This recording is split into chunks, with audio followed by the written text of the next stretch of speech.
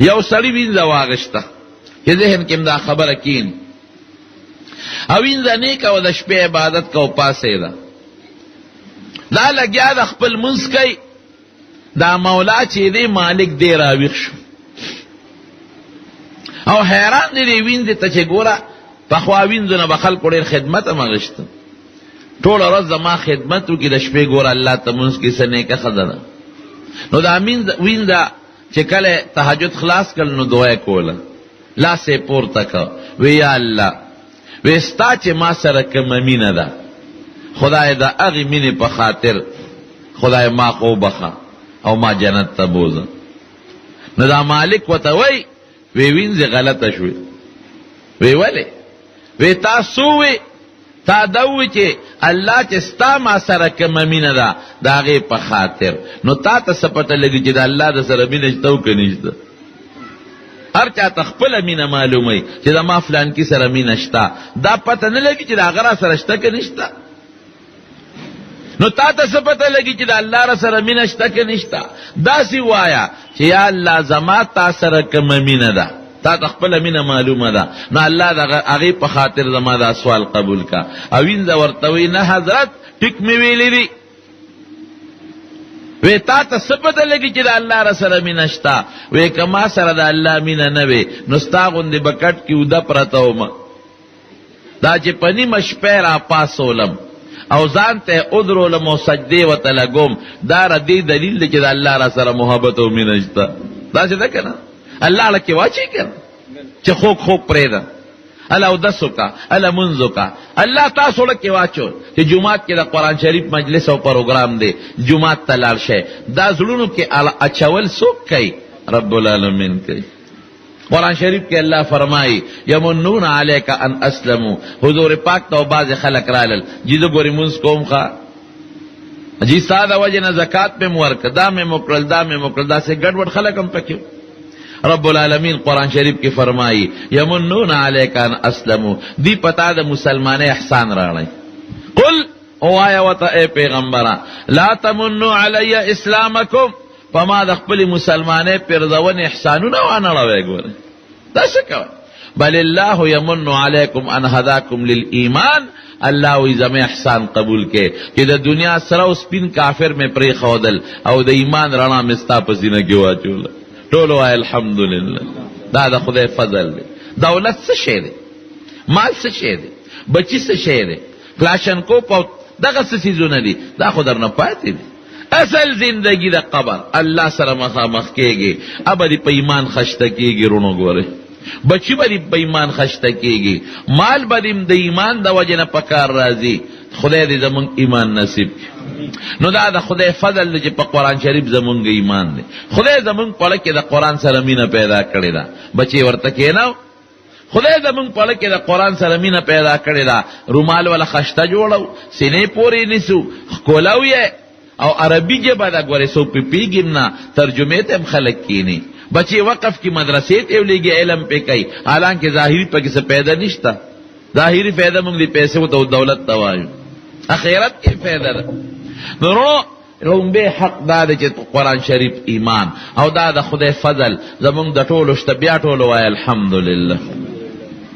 دویم حق څه دی هغه دا دی چې موږ په قرآن شریف عمل وکړو عمل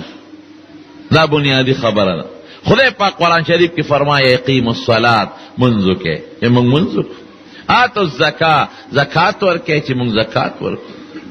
لله علی الناس حج البیت من استطاع الیه سبیلا څوک چې بیت الله ته راتلو طاقت لري حج له لاړ شي چې په حج او د رمضان روزه من شهد منکم الشهر فلیصمه چې د رمضان روزه ونیسي د وعدې پابندي وکړي کم سړی چې د وعدې پابندي نه کوي قرآن شریف کې الله وایي دا ښه سړی نه دی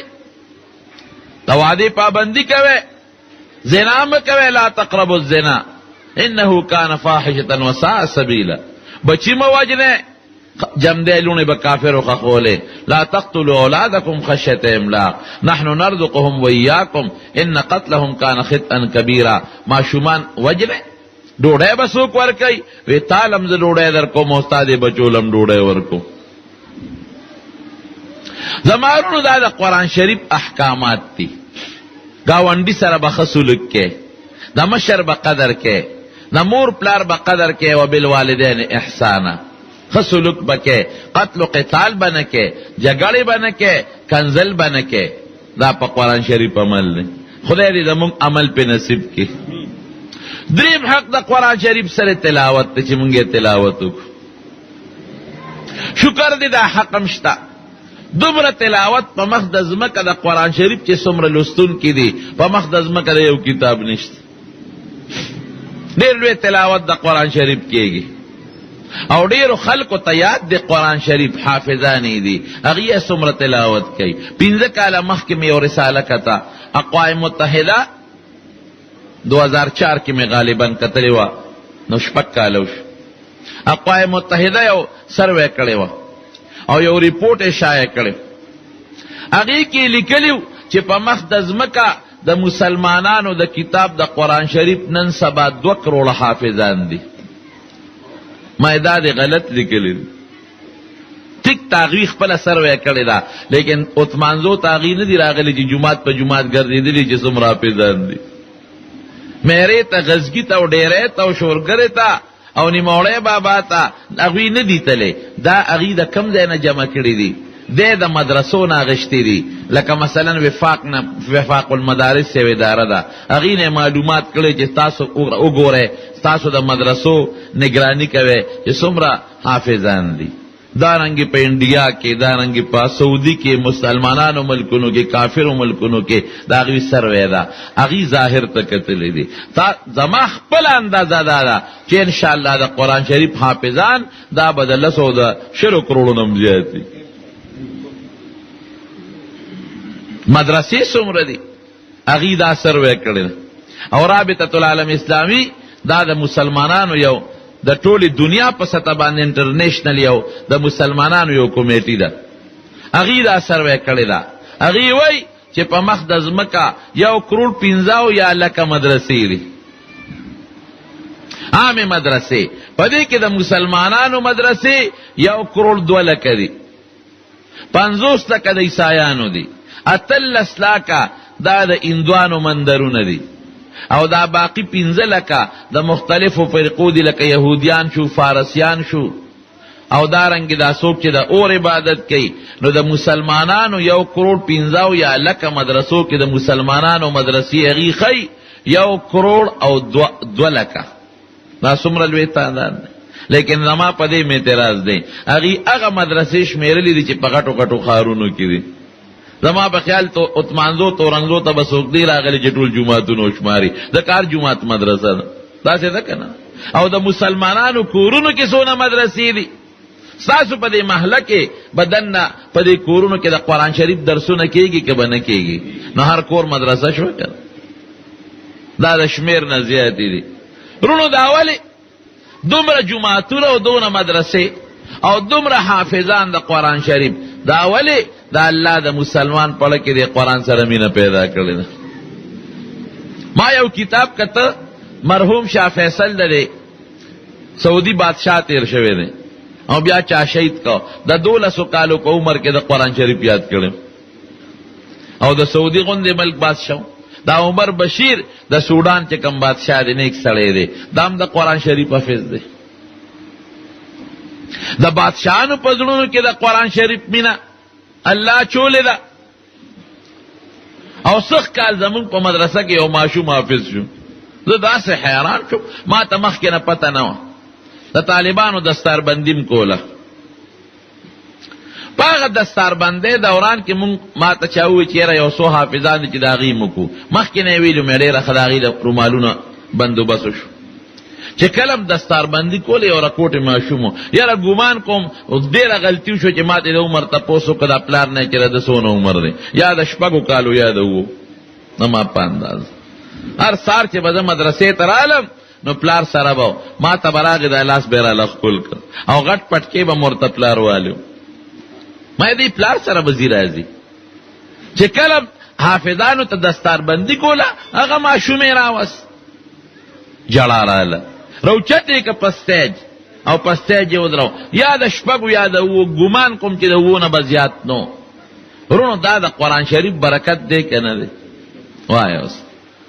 شاه اسماعیل شهید رحمت الله علیه شپږ غنټه کې قرآن شریف به ختمه، شپږ غنټه کې علماء په اعتراض وکړ، وی شپږ غنټه کې ته قرآن شریف ختمه، شپږ غنټه کې خو قرآن شریف حضور پاک مبارک نے او صحابی تپوسو کو وی صاحب زه قرآن شریف په سونه عمر کې خلاص کم. زمون علماء لیکي چې سلويخ ورځې کې به قرآن شریف خلاصې دی، حق دی د تلاوت. سلويخ ورځو نه کدی پس کنو حق دی دانک. بعض علماء وی نه ور ورځې کې به ختمه، ځکه و منزلونه د قرآن شریف که ور ورځې کې ختم نک نو حق دی دانک. دا لک سخت قول دی. او حضرت امام ابو حنیفه رحمت الله علیه ته منسوب دی او قول چې نه کال کې خلاصه وا، که کال کې ختم نه کنو حق دی دانک. دا لګ آسان دی. څو کوئی میاش کې خلاصه وا، که میاش کې ختم نه کنو حق دی دانک. ځکه سپاره دیرشتي. یو صحابي د حضور پاک نه تاسو کو وی زر در لستیشم، وی خور وځي کې بخلاصه، وی حضرت د دینه تیز لستیشم، وی خدری ورځو نظر به قران نه ختمه. هغه ډیر کوشش وکړ د درې ورځو نظر یې ولا د ختم اجازت ورنک.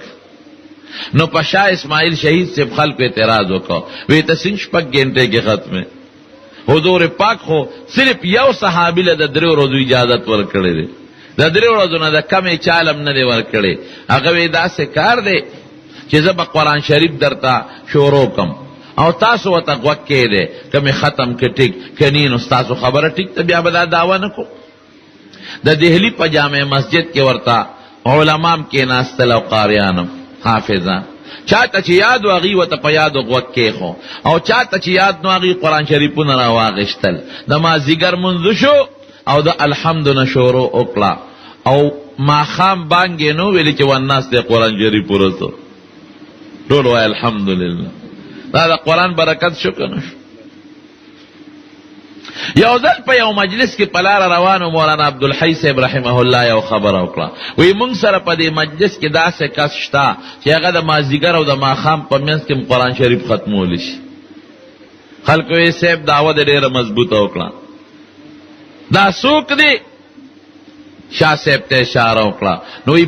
مازدیګر مونځ یې وکړه او بیا روانو په سفر او د ته وی شاه صاحب دا تلاوت د شروع کا. وی یو بل کلی ته د ماښام مانځله لا نور رسېدلی چې قرآن شریف یې والناس ته ورسو. دا کرامت تر دې بزرګان. دا خدای پاک باز انسان ته آسانه کی، لکه حضرت داود علیہ السلام متعلق قرآن شریف کې راځي او حدیث کې مرازي الله ورته د زبور لوستل آسان کړي او ډېر ښکلی اواز داود علیہ السلام له الله ورکړی. رب العالمین قرآن شریف کې فرمایي چې داود علیہ السلام به تلاوت کو نو مارغانو به مور سره لګیو اوازونه به کول او د غرونو به مور سره اوازونه کول، یو چغار به ور سره. او داسې ورته حضور پاک فرمایي د زبور وینا الله آسانه کړې وه. وی چې چا چاته وی چې په دې اس باندې زین واچوه دا راته برابر کا او زه پې سورېږم چې په سفر روان شم. نو چې سړي به زین را واغېسته او اس به زین کو نو ده به بیا زبور خلاص کړی. دا هغه ته الله اسانه کړې وه. او حضور پاک مبارک چې اواز به خشته و وی لکه تعالی خو خدای پاک داسې ښکلی اواز در کړی دی لکه د داود علیه السلام د اواز په شان دی. نورونو د قرآن شریف لوستل دا مستقل حق دی او د مسلمان پړه کې خدای پاک دا مینه پیدا کړې ده. نو چاته خدای پاک یادولو مینه پیدا کړې دی یادی، او څوک لګیا دی په قرآن شریف کې دنه تلاوت کوي. څومره تلاوت د قرآن شریف کېږي ځای ووایه. په مخ د ځمکه داسې کتاب شته د قرآن نه ما سوا چې دونه لوستلی کېږي لکه زمونږ قرآن نشته. په جوماتونو کې سار مازدیګر، په مدرسو کې د حفظ مدرسو کې دورونه څومره دي، په کورونو کې جینکې څومره دي په تلاوت کې. قسم دی چې د دنیا خشته ښکلې نعتخواني او یو نعت یو ځل وی او دوباره وی او بیا په درې باره وی. خلک وی لکه امان الله امان صاحب چې د بل نعت تم یاد دی او که دا یو دی راټینګ کړی. لیکن د قرآن شریف یو صورت تلاوت یو سړی کوي او دوباره کوي او درې باره کوي. چته څوک پې تنګ شوي دي؟ منافق کوي پې تنګېږي، مسلمان به پې نه تنګېږي. خوند باور کوي. د روس بادشاہ خروشیف، دا خروشیف تلو مصر ته. هغه زمانه کې د مصر بادشاہ جمال عبد الناصر، جمال ناصر بہت خلکو. نو دا یو مشهور قاری تاسو به نوم اوریدلی، قاری عبدالباسط. دی په مصر کې پیدا و، جون دی ټول مصر کې تیر کړی دی، او اخر کې بیا کویت ته تللی، کویت کې مړ دی. خشتا آواز الله ورکړی. دی خپل تاریخ کې لیکي چې کله دا خروشیف راغی نو وی مونږ هم بادشاه راوغوښتو، دا معززین راوغواړي چې د بار میلمه راشي. ډوډۍ برابر شو، یو طرف ته د مصر د روس بادشاه، هغه سره خپل وفد دی، او بل خوا وی مونږ یو مسلمانان. وی دی کې د جمال ناصر د روس دی بادشاه ته وی چې صاحب کدی خوخه یو کلام د تورو. وی واورا وی ما وی چې ته دی خدا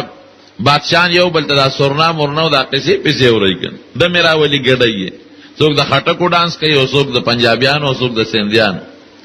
دا مشهوري خبرې دي. وی مې چې دی کې بم دغه سلوبه بکیږي. وی دی کې ماته جمال ناصر اشاره کو چې عبدالباسط د قرآن شریف تلاوت شروع. وی دا تیار نو تلاوت ته مې چې خو کافر دي، روسیان خو قرآن څه کې خدای نه مني. وی دا قرآن شریف تلاوت میں شروع کو. وی مالے دون خوان راکا دومره خوان او ډیر شوق سره میں شروع کو. وی ماوی چې خدایا نور کله هغه خلق ستا تلاوت اوري چې ایمان په دې قرآن وی، او نن هغه خلق ستا قرآن اوریدو ته متوجی دي چې دا قرآن خو څه کوي چې خدای نه مني. ډیر په شوق مې وکړ. وی جړا رااله. وی په جړا کې مې आवाज بند شو، تلاوت بند شو. وی چې مخامخ مې وکتل، وی د روس هغه بادشاه خروشیف او داغه چې څومره وفد دي ټولو جړل. وی بیا د جمال ناصر نه تپوس کو چې دا څه شی ته مونږ ته دی، خو زمونږ په دې اړه کې دننه داسې لارې پیدا کړې، په معنی هم نه پوهېږو چې دا څه دي، خو دی خو زمونږ دا زړونه بل شان کړل. دا څه شی دی؟ وی چې دا زمونږ قرآن شریف دی، او دا زمونږ رب چې مونږ په ایمان لرو، زمونږ په ښکلي پیغمبر زمونږ د هدایت دپاره نازل کړی دی. نو قرآن شریف په کافرو هم ګوره اثر کوي. حضور پاک مبارک چې به کله تلاوت کو، کافران به راتلل ودرېدل به ورته. تاریخی خبره. حضرت ابوبکر صدیق رضی اللہ عنہ د مکې کافرو تنگ کو، نو بسترې راواغشتو، د هجرت په تکل روان شو. حضرت عثمان سے به هجرت کړو حبشې ته. دم دا سوچ کو چې هجرت کو. یو کافر پلا راورغي، ملک او ملک دا مکې. سکه ابوبکر وی دا قوم میں نه پریدي، نو بزم چې ته هجرت کو. زید ابن دسنه دا غنمو وی نا ابو بکر ستا غوندې سړی سوال نه پیدا کیږي چې تا خلق وشړي. ته خو د کونډو رونډو یتیمانانو خدمت کې او خلکو سره ښېګړې کې، دین ستا خپل زمون خپل راځه، څوک به هم درته غږ نه کوي. هغه کافر چې د مکې په ملکانو کې او ملک و مشرو په نورو مشرانو ګرځېد، ابو جهل او امیه او عتبه او شیبه، ابو سفیان رضی الله عنه دا دغه خلکو باندې ابو سفیان هم دغه وخت کافر پاغي وګرځید. وی دا سکار دی ابو بکر هجرت کو مارا واست، خسړې دی، ماشومانو خیال ساتي، مشرانو قدر کوي، زموږ میټینګونو جرګیم په درنی وی. داسې سړی دی ولی زموږ د وطن نه لاړ شي، یو ذهب شي ته زموږ مکه به د خو خلکو نه خالی شي، ما راوسو ما امن ورک، څوک به مرتغږ نه کوي. د کافرو سردارانو ته سوای وی دا سکار دی مونږ د تغږ نه کوو، خود د خپل کور نه باردان لره کوټي جماعت کې جوړ کړی چبوترا، او دې پاغي لګیا دی د خپل کتاب لولي قرآن شریف. نو دبه جړل ابو بکر صدیق، نو وی چې د مونږ خځه او بچی پلاره تیریږي وته ودرېږي، نو مونږ یریږو چې اسنه د مونږ خځه بچی چې ته گمراهان نشي، مسلمانان نشي، مسلمانان ته به گمراهي ته په دین نشي. دی پوی که چې د خپل منځ او دا تلاوت د کور کې دن نه کوي، مونږ ورته غږ نه کوو. هغه لاړ هغه کافر چا چې امن ورکړی وی ابو بکر داسې کار دی، یو شرط به زما منې چې دا تلاوت او دا مونځ به د کور کې. دا خلک یریږي چې زمونږ بچي او ښځې د قرآن اوري، نو مونږ یریږو چې دا مسلمانان نشي. وی ټیک شو، دا شرط منظور دی. دا چې ته وی امن دی را کړی. سمودی په کور کې دننه مونځ کا، بس پرېږدي، د خیر ضرورت نشته. سمودی په کور کې دننه مونځ کا، خوند یې ورنکه، بیا راووت د کوڅې مخې ته چې کوم حجرې وه او کوم ځای و په هغې کې بیا خپل تلاوت شروع. د مکې کافرانو ښځې لونه او بچی به راتلل او ابوبکر ته به ودرېدل، او حضرت ابوبکر چې به قرآن تلاوت کو نو جړل به. بخاري شریف کې حدیث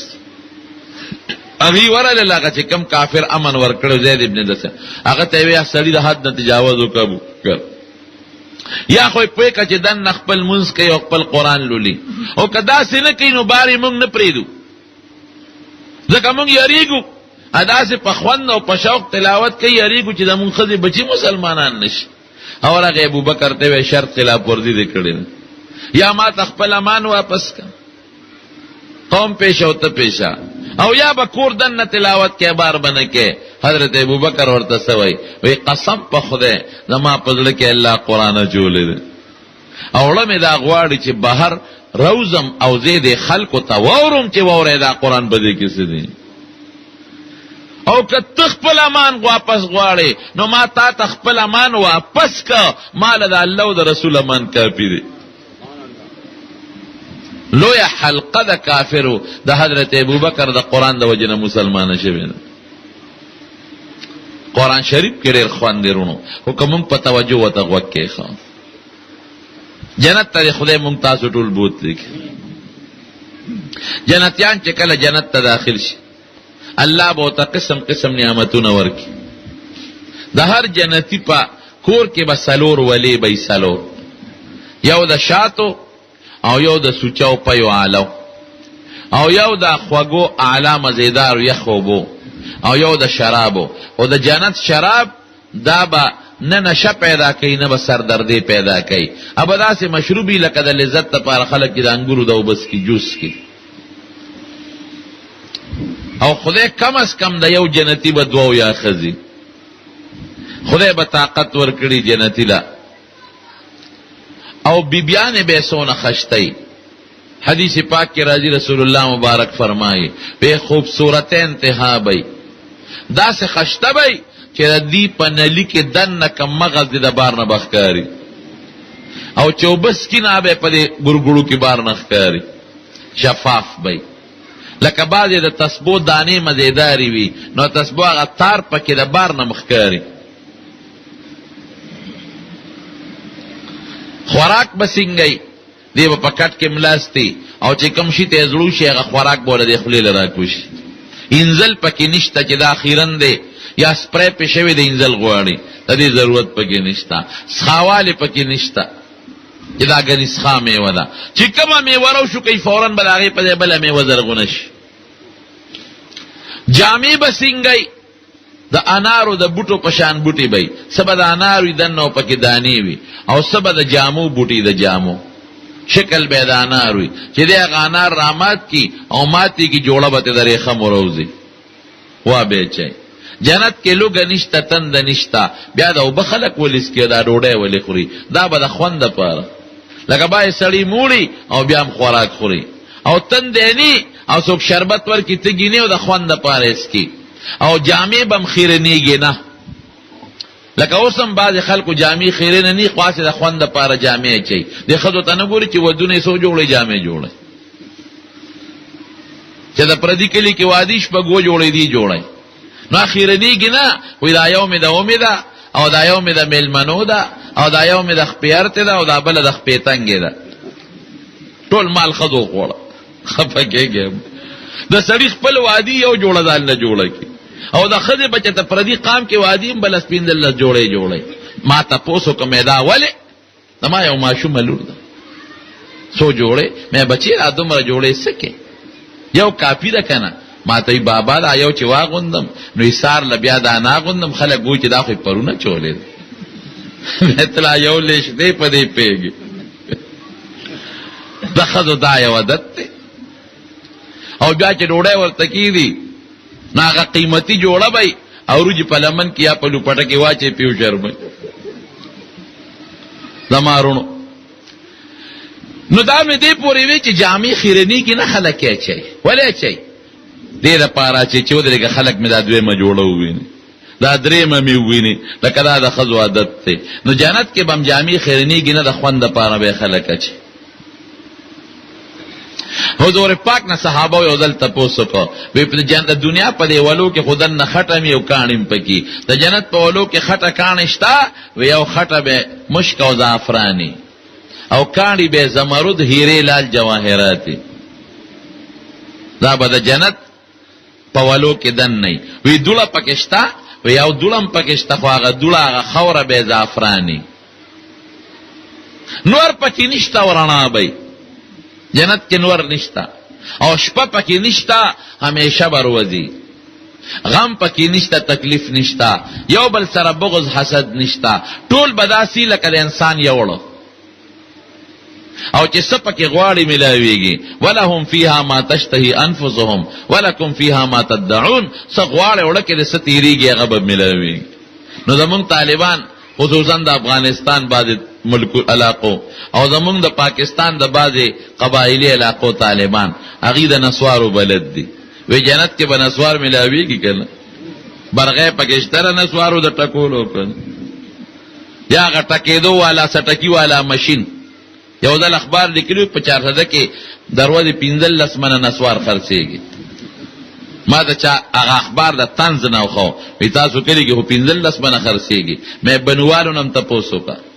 هغه پکې لاچي او بادام اچي لاچي او بادام په سوټو او شرمول نسوار کو سوټه ده ما طالبان تاسو کې دا اکثر هم خپکیږي ما تاسو کې هم بازي بي نسوار خشه نه دي.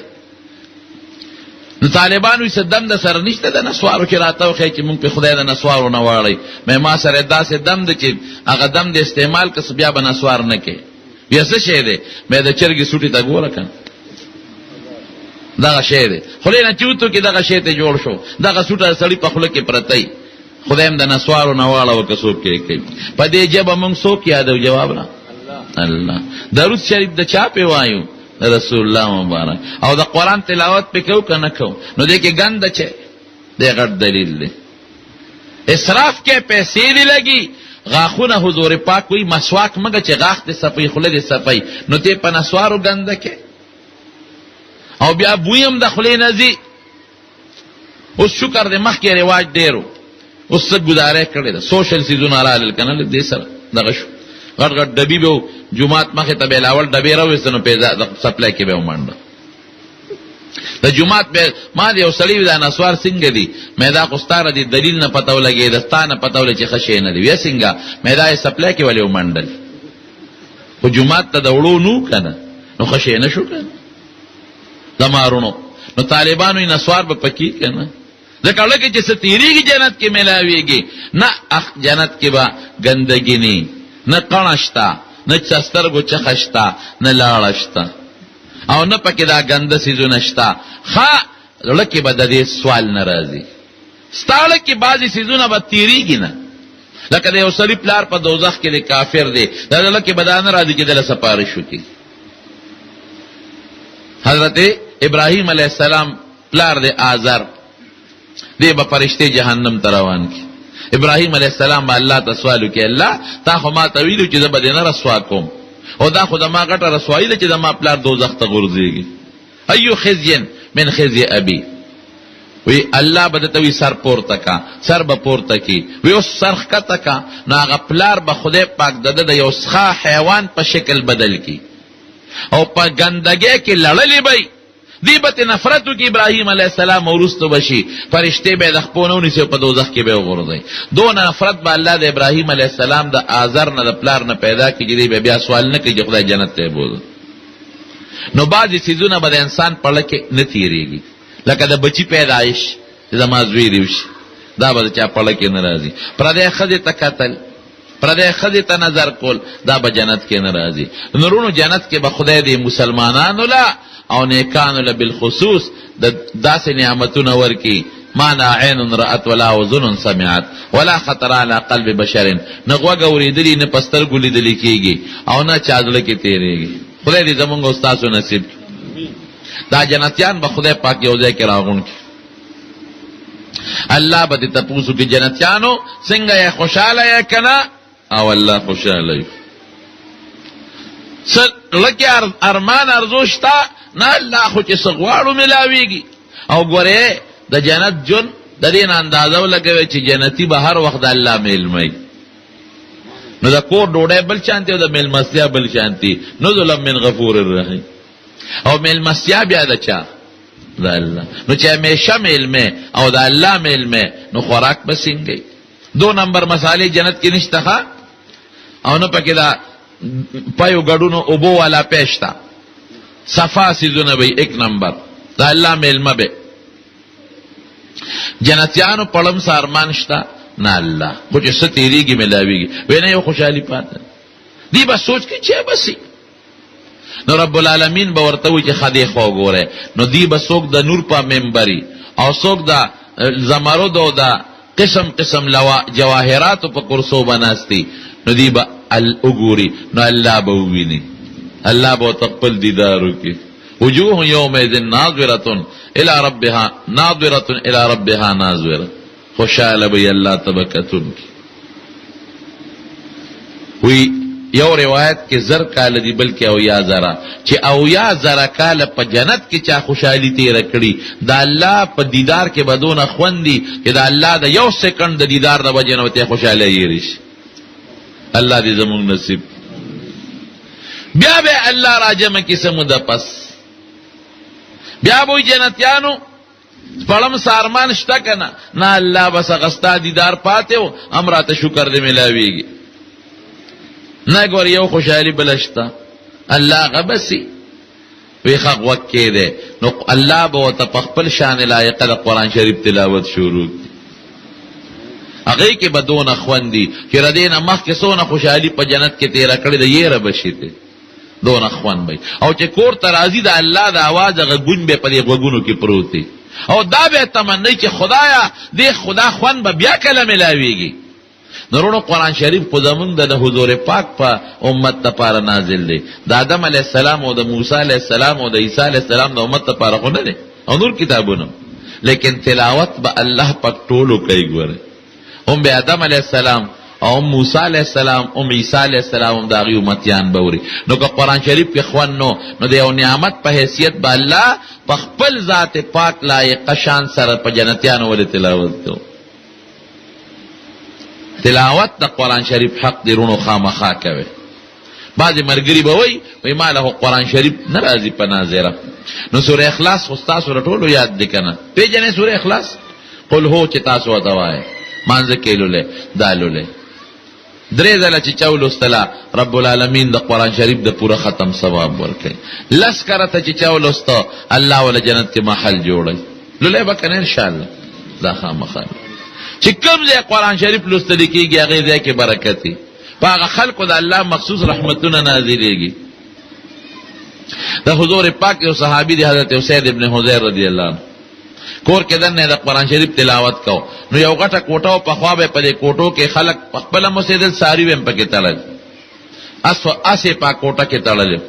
چې دا تلاوت کو اس بټو پونه وال چې تلاوت به بندو د اسټوګونو بغل کېدل سار وخت راغی وی چې تلاوت مې بس کا بار وروتم د دروازې مخه ته چراغان دي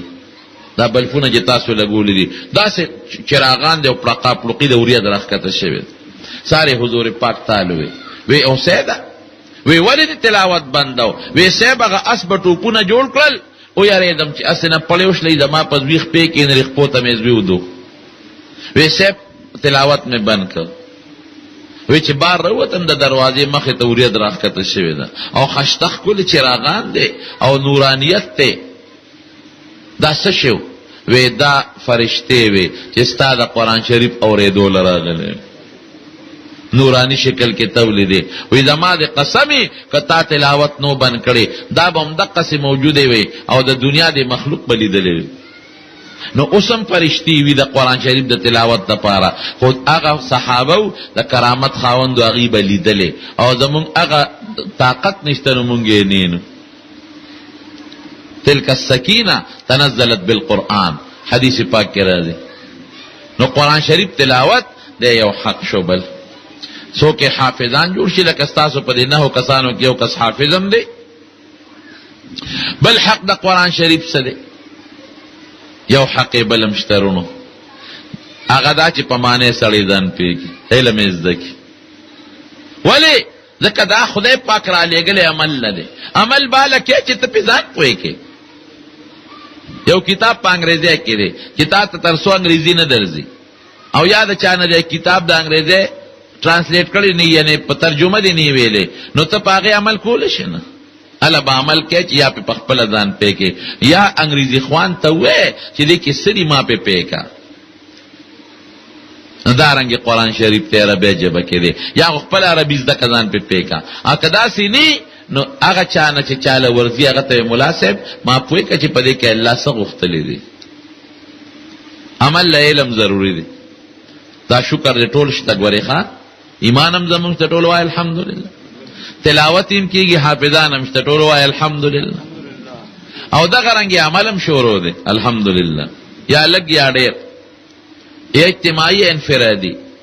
او بل علم هم شته د قرآن شریف، بله دنیا مدرسې دي. یو پنځم شپږم حق بل دی ادا چې د قرآن نظام زمون په وطن کې نشته. الله وی الزانیة والزانی فجدوا كل واحدة منهما 100 جلدة. زناکار سړی او زناکار ښځه 100 دورې ووهئ. په دې عمل شته؟ نشته. بل دی وی السارق والسارقة فاقطعوا أيديهما. غل چې غلو کي یا غله لاس ته پرې کړي، شته په دې عمل؟ نشته. داسې نو نشته دی. نو خدای پاک دې زمونږ په وطن کې د قرآن شریف د اخري حق چې د قرآن شریف نظام دی دا د الله نافذ. زما دې په خدای قسم یې رښتیا درته وایم چې دا زمونږ ولې ډغرې خورو؟ قرآن نظام نشته. که د قرآن نظام راغی خوشحاله ژوند به، بیا به څوکیدار تاجت نه، بیا به د ګاونډي نه ضرر نه محسوسوي، بیا به دا نه وی پلار چې دا زوی ولې زما قدر نه کوي، زوی به دا نه وی چې دا پلار ولې ما سره ظلم کوي، ګاونډي به دا نه وی چې دی ګاونډي رانه ولې پوله واله، او دا ولې دی یو ګاونډي ما سره زیاتې وکړو ظلم یې وکړو. دا بنی بیا ګوره حضرت علی رضی الله عنه زمانه ده یو یهودی ته زغره پټه کړې وه. علی صاحب امیر المؤمنین دی ګوره، په کار خدا وه چې پولیس یې لېږلې وې چې ورشه یهودي او 100 ډبه ووهې او جیل کې واچې زغره تې په زور والی. دی وسم کړی، لیکن څه چلې وکړه، یو قاضي و شریح هغه سره دعوه وکړه فلانکي یهودي سره زغره زما ده. او شریح څه کوي قاضي، هغه هم دا نه وایي چې سیمن جاري کې یهودي پسې چې دی ګرفتار کې په زور ته زغره والی، ځکه امیر المؤمنین خو دروغ نه وایي. هغه یو سیمن هغه پسې جاري که یهودی پسې، بلې علي صاحب پسې جاري که پلان کې رو دواړه عدالت ته راشي. دې ته انصاف دواړه رالل، یو خوا یهودي ولاړ دی، بل خوا امیر المؤمنین حضرت علی رضی الله عنه ولاړ. وایي چې علي صاحب ته وایي شریح قاضي وایي ستا څه دعوه ده؟ وایي ده سره زغره او دا زما ده. یهودي ته وایي دا زغره، هغه وایي دا زما ده. وی گواه راوړه. دا قاعده ده چې مدعي به ګوان پیش کوي، او که مدعي سره ګوان نی نو چې چا باندې دعوه شوې وي مدعي هغه به قسم ورکړي. علي صاحب ته وی ګوان راکا، وی ښه، وی دا ما سره دا یو زوی دی حضرت حسن، دی مې ګواه دی، او دا یو مې غلام دی، دا مې ګواه دی. وی غلام خو تا ذات کړی دی نو دا ګوی بدله قبوله کړم، خو د زوی ګوی خو د پلار دپاره نه قبلېږي. وسرونو تاسو نه تپوس کوم، حضرت حسن غوندې شخصیت چې ګواوي دې کې شک شته؟ د حسن هغه خوله ده چې رسول الله مبارک به ښکلوله، قسم په خدای رسول الله مبارک ښکلوله. یو ځل حضور پاک په اوږه کړی دی، په دې اوږو یې ناست دی حضرت حسن. یو سړی راغی وی هلکه وی څه پوهېږې؟ وی په عجیبه سورلی کې په حضور پاک سوري. حضور پاک سوی وی ټیک ده چې مرکب سورلیم مزیداره ده خو شاه سوار هم ډېر مزیدار، او حضور پاک بوله شونډې ښکلولې. نو چې کوم شونډې حضور پاک مبارک ښکل کړي دي هغې نه به دروغ روځي، لیکن قانون د شریعت داسې نه دی. ورته پته وه چې حسن دروغ نه وایي، رښتونه دی. قانون دا دی چې د زوی ګوی د پلار دپاره نه قبلېږي. وی بس داسې کار دی چې بل ګواه شته وی نه بل خو نشته. وی ښه نو حسن رشتیا وی تم رشتیا وی امیر المومنین د حضور پاک زومه مرګری خلیفه خو بهر کې قانون د شریعت داری د قرآن او د سنت چې د گوی نه قبلېږي دا میراث کړه زغره یهودی ته پاتې شو یهودی چې قتل دی مقام ته قاضي ته وای پیسې به معافي غواړم وی داسې قانون چې امیر المومنین ز په یو ځای ودرولې شو عدالت کې او انصاف فیصله وشوه ځکه هغه سره ګواه مضبوط ګواه دی خو شریعت کې برابر نه دی ولا دی رد کا وی دا اصغره د ده انده اصغره ولا ورکا اصغره ولا ورکلا او باس ما ته کلمه شهادت او قاعده دین قبلهم یهودی په عدالت کې مسلمان شو حضرت علی سے بغزغره واغشتا وی دا ستاره اسلام په خوشاله کې ستا زیر شو خوشالي دي شو قرآن او حدیث کې د پیغمبر او د الله په نظام کې چې خدای کم نظام بندل خوښ کړي او د خدای رسول نو دې کې دلیل تاجتی څه دی کې بدمون خیر دا یو حق پاتې دی خدای دې یوازې پاکستان نه پټوله دنیا د قرآن او د حدیث جنډه اوچته کې نورونو د قرآن شریف د مجلس متعلق د اوسو خبرې مې درته عرض کړې او د قرآن شریف د حقونو ذکر مې درته تاسو ټول خوش قسمته یې چې تاسو محله کې 9 کسان دا دي ګور یو حافظ او باقی د ناظره دی قرآن شریف زده او حافظ صاحب او دا هغه ملګري هغې محنت وکړو او خپل بچي راولې رونو قرآن شریف پې زده کې ګورئ حضرت عیسی علیہ السلام په لاره تېرېده په امام راضي په تفسیر کبیر کې بسم الله فضائلو کې لیکلي دي په یو لاره تېرېده یو قبر کې انسان ته عذاب ملاوېده واپس راتوم هغې قبر کې هغه انسان ته خوشحالي ملاوېږي جنت کې دی الله ته رجوع کړه الله اوس خو مې دا قبر والا پیغمبر تک قبر کشف کېږي اوس په دوزخ کې پروت اوس چې راځم په جنت خوشحالو کې پروت دا ول وی دا سړی چې مړ شو دی ګناهګار او عذاب شروع شو او د نه ښځه په امید کې حامله پاتې شوه د ده د مرګ نه پس د ده یو بچی پیدا شو بچی رو رو لوېده او د ته خو عذاب ملاوي ګناهګار اوس لږ ساعت مخکې مور هغه ماشوم بوته استاد ته کېنو چې د ته تورات یا بل کتاب هغه زمانه کې چې څو شروع استاد ورته وایي قاري صاحب وایه د الله په نوم شروع کوم مونږ وایو بسم الله الرحمن الرحیم د الله په نوم شروع کوم هغه الله چې ډېر بې مهربانه دی او ډېر د رحم خاوند دی نو استاد ورته وایي وایه ماشوم وایي د الله په نوم شروع کوم هغه الله چې ډېر لوی مهربانه دی ډېر رحم کوونکی دی الله وایي ما له حیا راله چې دنه کم بچی پیدا دی هغه زما نوم اخلي او زه یې دله عذاب ورکم فرشتو ته مې حکم وکړه عذاب ته بند کړي او جنت ته ولېږي نو چې ستا نه کم بچی پاتې دی او د قرآن شریف تلاوت کوي یا علم کوي بل ته رسوي یا حافظ دی رونو ته به قبر کې پروت دی او د هغې بدله الله هلته فایده درکوي دا ثابتې خبرې دي مخکې سوره اخلاص چې مونږ ورته قل هو صورت وایو او دې دواړو صورتونو ته معوذتین وایي دې لومبي ته سوره فلق وایي دویم ته سورة الناس وایي د دې د مخکې صورت سره بد دی دو وجه علماو ډېرې وجې ذکر کړي دي خو اسانه چې پکې ما ته کوم ستاسو د پوهې دپاره ښکار یې درته ذکر کوم یو وجه خو یې دا ده چې په سوره اخلاص کې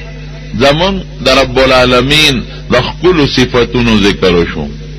او د الله د وحدانیت او د توحید بنیادی عقیده پکې ذکر شوه خلاصه دا درونو چې الله یو دی دا زمونږ عقیده ده په ذات کې الله شریک نه لري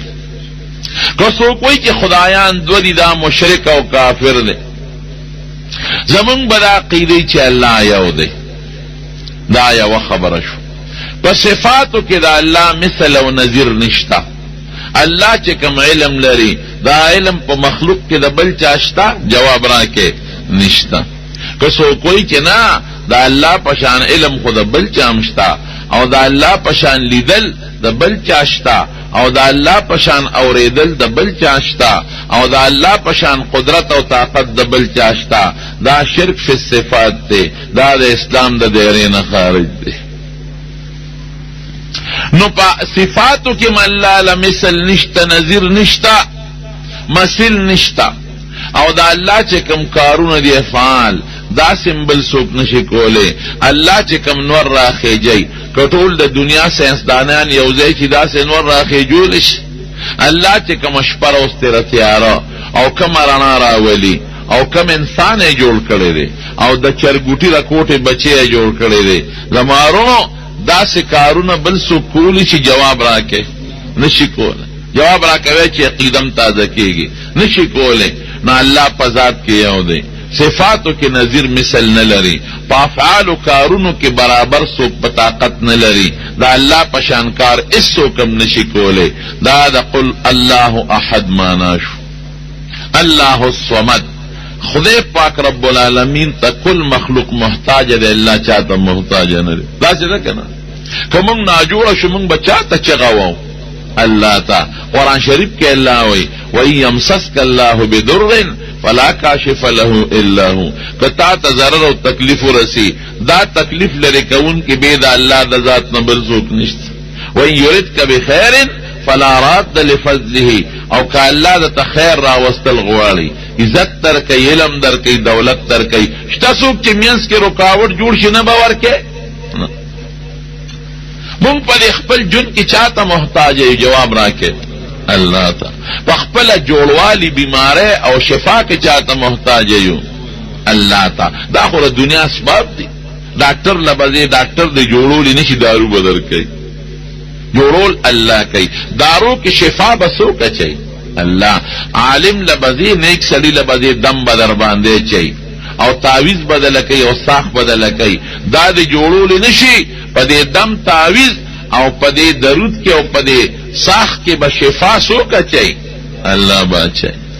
رزق ورکوونکی څوک دی مونږ په رزق کې الله ته محتاجا په دې جون کې الله ته محتاجا په دې عزت او ذلت کې مونږ الله ته محتاج یو په بچو کې چې چاله بچي الله نه ورکوي دې څومره ښځې کوي او په ډاکټرانو منډې وایي ځکه نه ځان له خو یو زوی را پیدا کړي الله الصمد چې مونږ ټول په هر څیز کې الله ته محتاج یو الله په خپل کار کې چاته محتاج نه دی چې دا دنیا جوړول چا سره مشوره کړې ده چې ورګه ما لګي کرانډه تر او خټه تر کا یا اسمان چې جوړو چاته د قوازی ویلي چې ما ته قوازه ودروي الله وی چې اراده ولرم د یو کار او ويم کن فیکون نه پکې کرانډه تاجت شتا او نه پکې ماشین تاجت شتا او نه پکې لفت تاجت شتا یو سات سره ورسې کېږي الله اسباب ته محتاج نه دی رونو ګورې دا عقیده ده زمو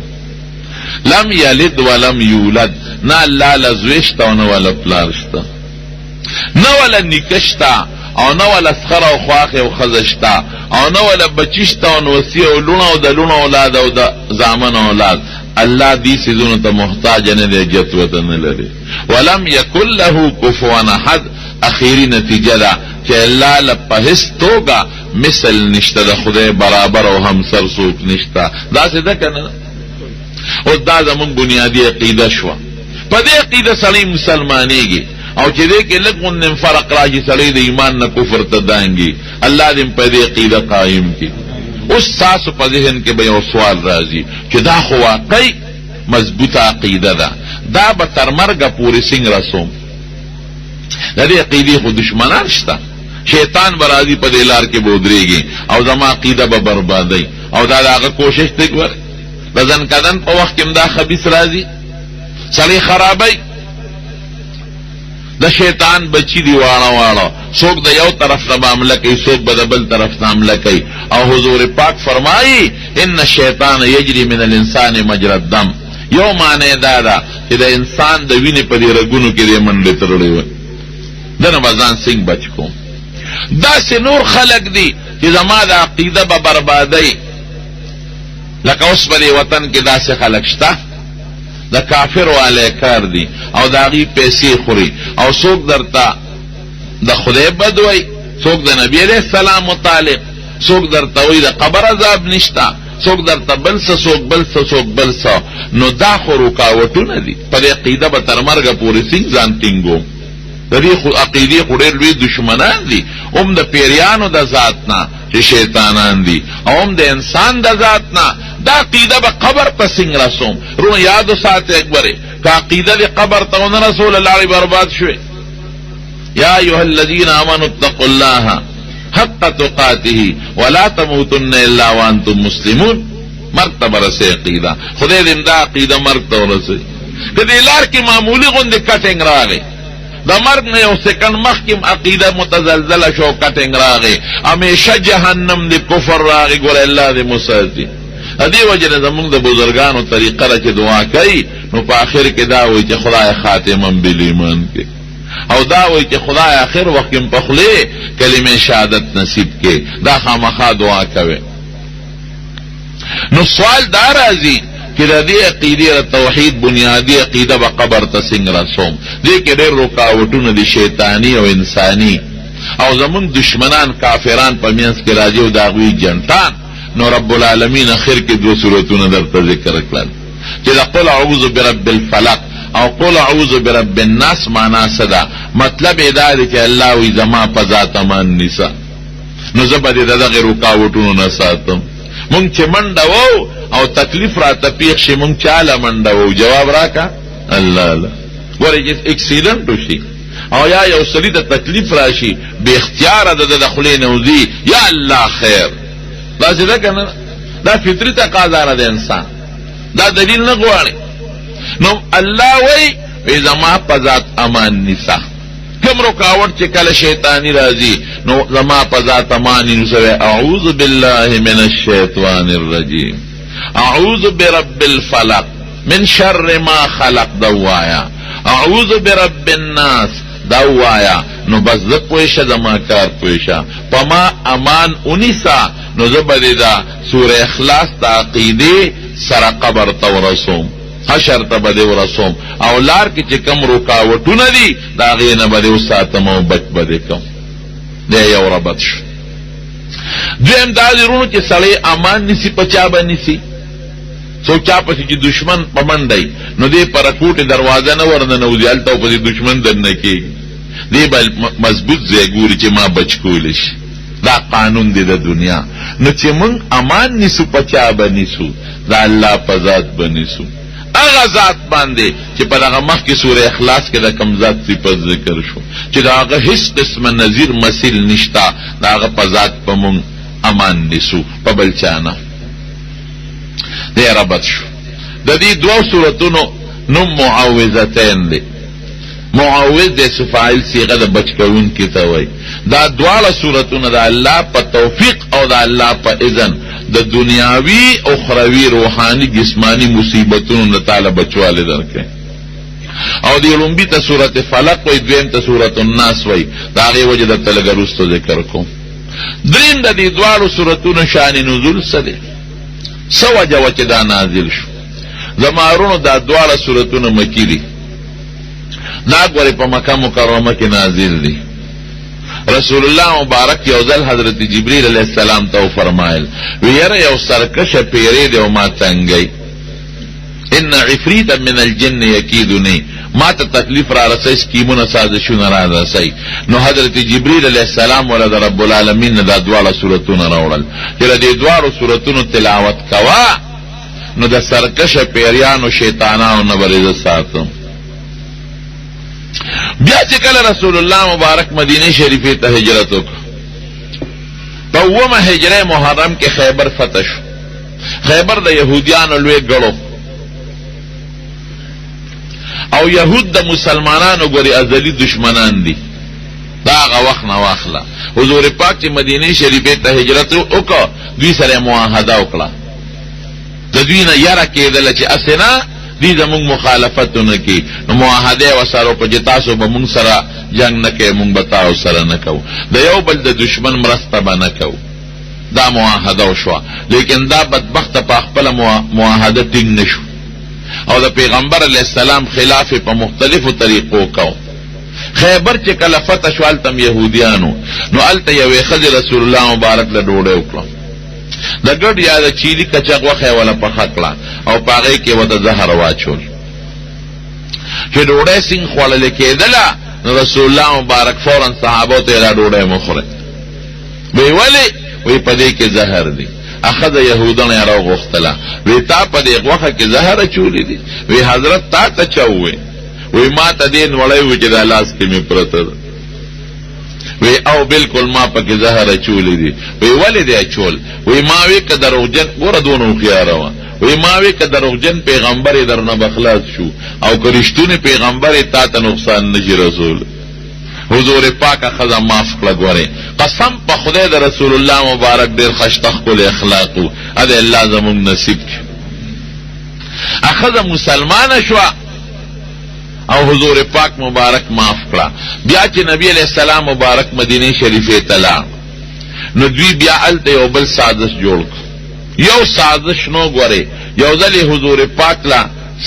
دعوت ورکړو د دیت په مسله کې چې دی سنگورل د دیوال پسوري وته غدې چولې وا وی سیب دل تکینا او بره کوټه ته سړی خېجولې د میچنې پلې وته خو دیو وی چې دی سنگکی نه خپل په پاسه راغورځ. حضور پاک مبارک کی سنگکی ناس فورن پاسې ده. هغه وی حضرت ولی پاسې دی وی دا برم سړی سره کېنول زما د مرګ منسوبې جوړاوه هغه نه الله نبی علیہ السلام بچ. د خندق په جنگ کې لوی کردار د مدینه د يهوديانو د غیر چاپیره قبایل را جمع کړل او یو لوی لخر په مدینه را واچو. الله د مسلمان دفاع وکړه.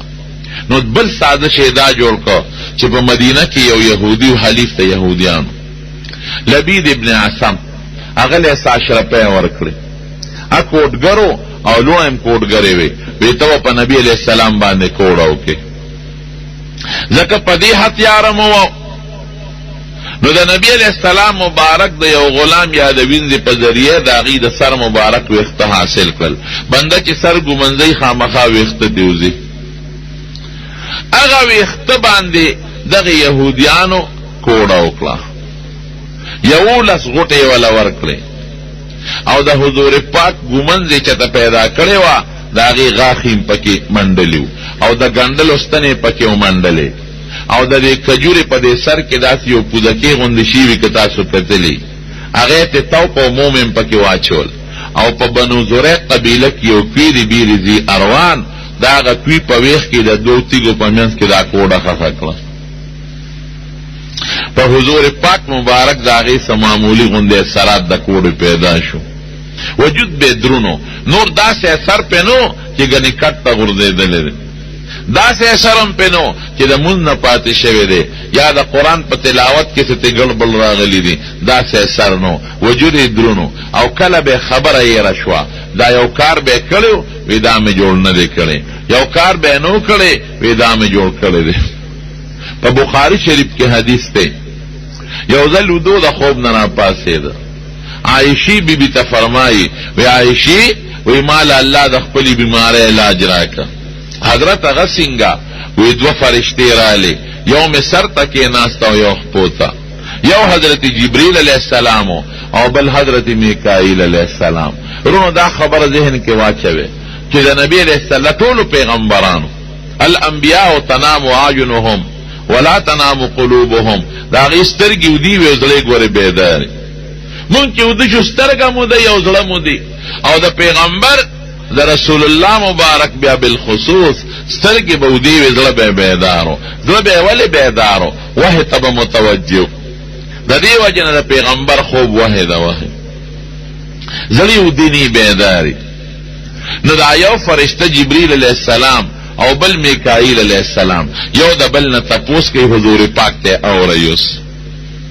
هغې ته اورئ وی په دې انسان څه چل شوی دی او بل ورته وی کوډه پې شوې ده وی چا پې کړې ده وی د لبید او د هغه لوڼو پې کړې ده د بنو زریق قبیلې وی دا کوډه په څه کړې ده وی د دې د مبارک د سر په ویښتو باندې وی دا کم ځای خښه کړې ده وی په بیرې ذي اروان کوی کې وی دا به په څه ختمېږي نو دغه دواړه صورتونه یې ورته وویل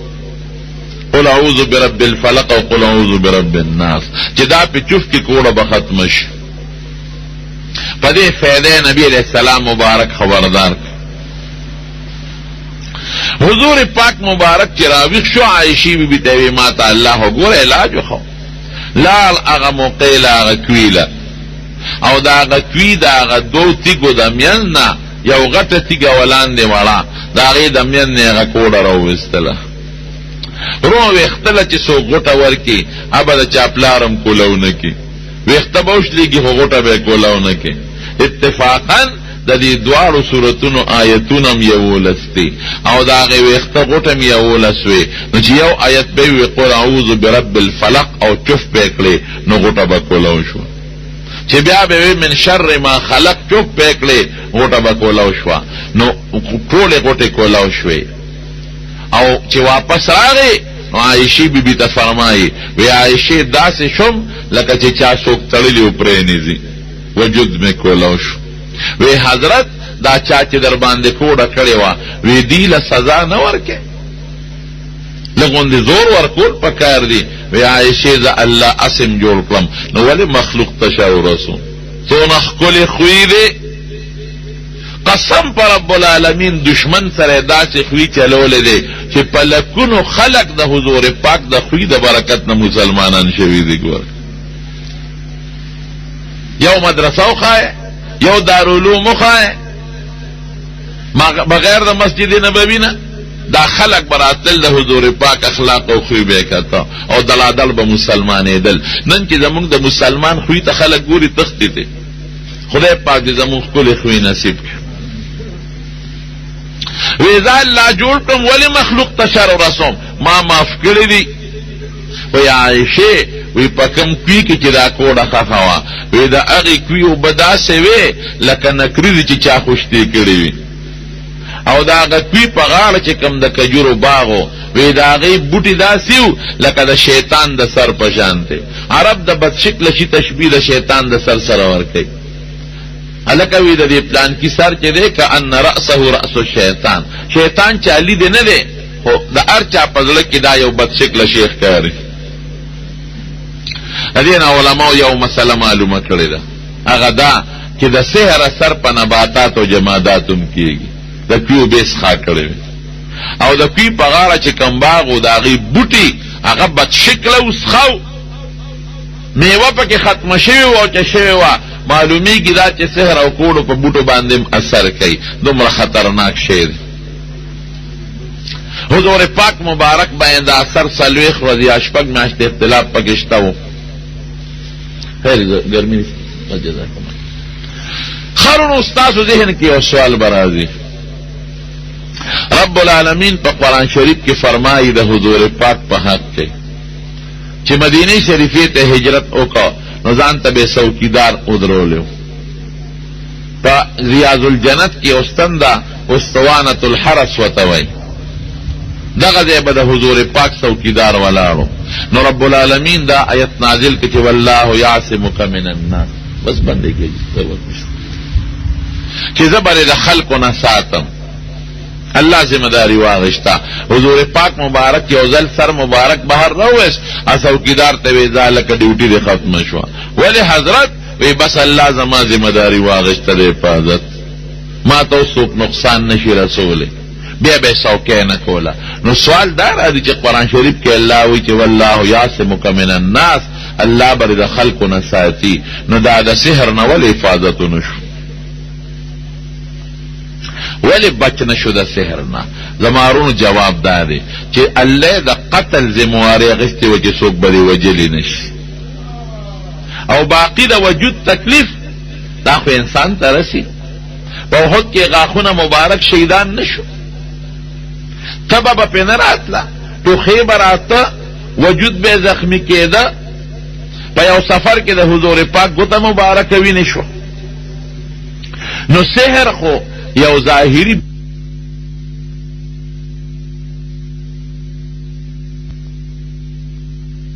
څوک به مړکولی نشي سره د دې چې دشمنان به ګڼي د سحر ګوره که دا نه وی شوی نو بیا خو د حضور پاک د کمالاتو ته چې خلکو قتل خلکو به وی چې خدای دی لا يمكن الثناء كما كان حق بعد از خدا بزرگ توی قصه مختصر نو کتبه نه راتله سحر نه راته کوډه پې نه کېده غاښ مبارک یې نه شهید کېده نو د کمالات او صفاتو ته چې خلکو قتل نو بیا به خلکو وی چې دا خو خدای دی دا تکلیفونه پې لږ ډېر راولي دې دپاره چې د خدای اعتقاد پې څوک یقین ونه ساتي چې ګورې دا خدای دی ډېر لوی د کمالاتو جامع شخصیت خو د الله نه مرتبه لاندې د الله بنده حضور پاک په آخري بیماری کې فرمایي لا تطرونی کما اطرت النصارى عیسی ابن مریم، وی زما داسې صفتونه کې مبالغه مکوئ لکه څنګه چې عیسایانو د عیسی ابن مریم بکوله. انی عبد الله ورسوله، د الله بنده او د الله رسول یم. ګورئ نو دا دواړه صورتونه دا د سرکشه پیریانو شیطانانو د سکیمونو رد هم دی، او دا د کوډ او د سحر علاج هم دی. دا د هغې دم شو. خرون اوس یو نقطه بله ذهن کې واچوئ، دم منی که نه؟ اوس یو ډله داسې منوتروي دمونه نشته، دا آلی کار دی د کافرانو. څوک وایي د قبر عذاب نشته، دا یو ډله راوتې ده، خطرناکه ډله، کراچۍ مرکز دی. څوک وایي دم درود نشته او دم شرک دی، او څوک تعویض ته شرک وایي. دا د معتزله عقیده ده. معتزله صحابو په آخري زمانه کې او تابعینو په اوله زمانه کې تیر شوي دي. هغې ټول بنیاد په عقل دی. اوس هم دوی عقلي خبرې کوي، وی دم څه شی دی، خو د خولې نه هوا ووته، نو په هوا کې څه زور دی چې انقلاب به راولي او سړی به جوړ کړي. زما ورونو دمونه ثابت دي. ګورې ښه دی دلیل شو دا دواړه صورتونه، او د حضور پاک مبارک نه ثابت دی. نبی کریم صلی الله علیه وسلم به پزان په خپله دم اچاو، چې کله به د کېده دا دواړه صورتونه به اووې او به په لاسونو به چف کړو، په ټول وجود به یې راښکل. حضرت جبریل علیه السلام په دم اچولی دی. بسم الله یرقیک من کل داء یوزیک، الله به شفا درکړي. حضور پاک چې به څوک ناجوړه شو، په ځمکه د مدینې به یې لاړه مبارکه به په ګوته کېښوده، او د مدینې مبارکې په خاوره به یې کېښوده، او په مریض به یې هغه خاوره کېښوده. تربت ارضنا بریقة بعضنا لیشفع سقیمنا باذن ربنا. د مدینې مبارکه خاوره او د حضور پاک مبارکې لاړې، او د مریض په تندي کېښودلی شي، مریض به جوړ شي. واقعي څونه برکات دي. حضرت حسن و حسین باندې به دم اچاو. اعیذکما بکلمات الله التامات من غضبه وعقابه وشر عباده ومن همزات الشیاطین ويحضرون. وی بچو، وی دا هغه دم دی چې ابراهیم علیه السلام به خپل بچی اسماعیل علیه السلام او اسحاق علیه السلام دمول، د په تاسو دمو. دا ثابت څیزونه دي، دم نه منم. نو د یو بادشاه په دربار کې یو معتزلی او